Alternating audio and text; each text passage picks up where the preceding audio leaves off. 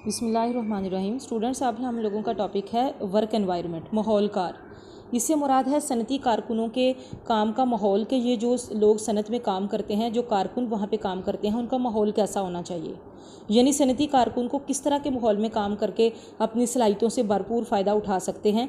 माहिर सनती नफ्सियात के फ़राइज़ में माहौल को बेहतर बनाना और बेहतर बनाने की कोशिशें जारी रखना भी उसमें शामिल होता है। सनती माहौल में बेहतरी लाने से पैदावार बढ़ती है और जो वहाँ पे वर्कर जो काम कर रहे होते हैं उनके मोराल में इजाफा होता है।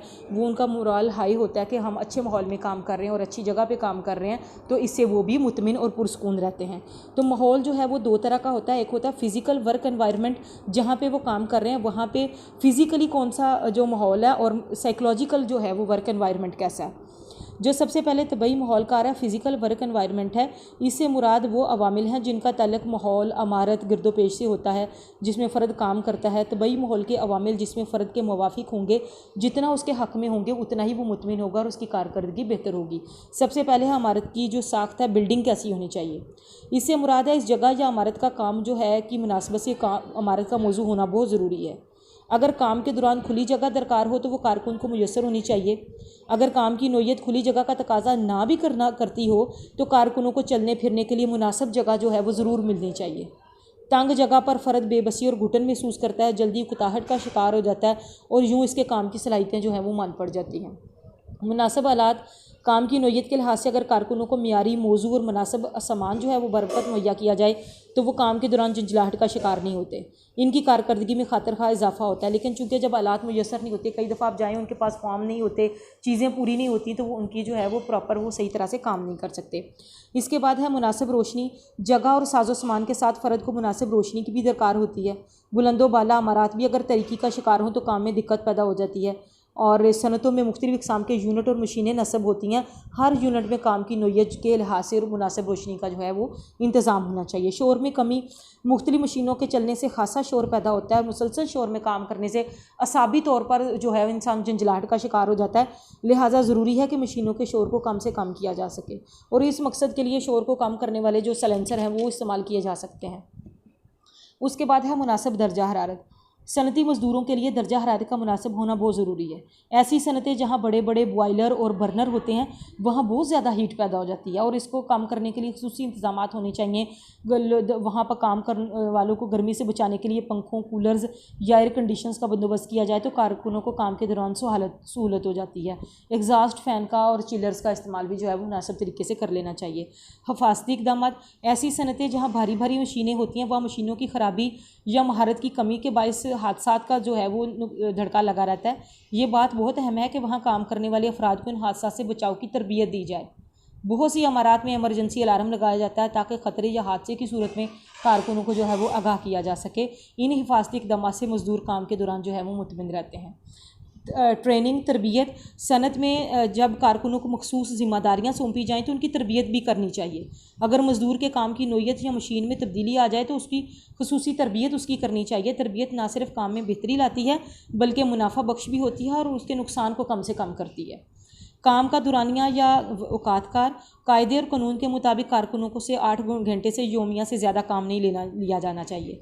इंतज़ामिया को चाहिए कि मज़दूर पर बेजा बोझ ना डाले और औकातकार की पाबंदी करे ताकि कारकुनों को पता हो कि इनका काम कितने बजे ख़त्म होगा। और अगर काम के बोझ की वजह से मज़दूरों से ज़्यादा काम लेना पड़े तो उनको इजाफी मुआवजा जो है वो अदा करना चाहिए ताकि वो इससे मुतमिन और खुश रहें। आराम के वक्फे 8 घंटे के अलावा कारकुनों का ये हक़ है कि चंद घंटों के बाद यानी आराम का वक्फा दिया जाए।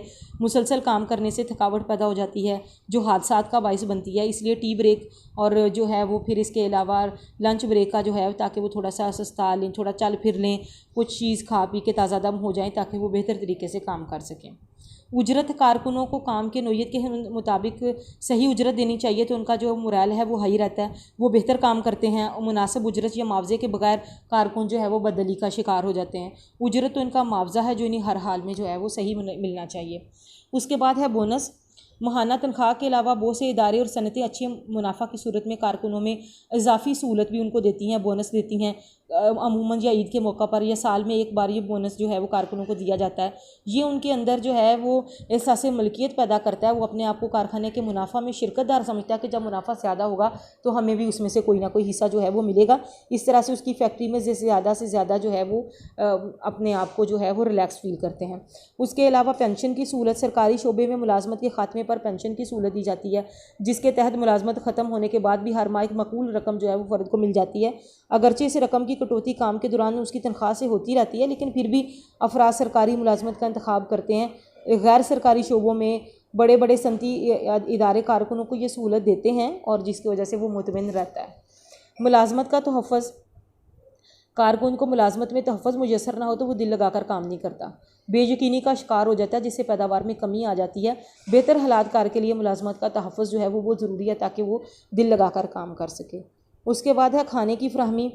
ये सहूलत बज़ाहिर बहुत मामूली लगती है, लेकिन अगर मुलाजमीन को खाने के दौरान खुसूसन दोपहर के खाने की सहूलत फ़राहम कर दी जाए तो इसके ढेरों मसाइल कम हो जाते हैं। खाने की फ़राहमी से ये मुराद ये नहीं कि खाना बिल्कुल मुफ्त फ़राहम किया जाए, बल्कि मामूली मुआवजे पर वर्किंग लंच का फ़राहम करना बहुत बड़े अच्छे असरात जो है वो मुरतब करता है।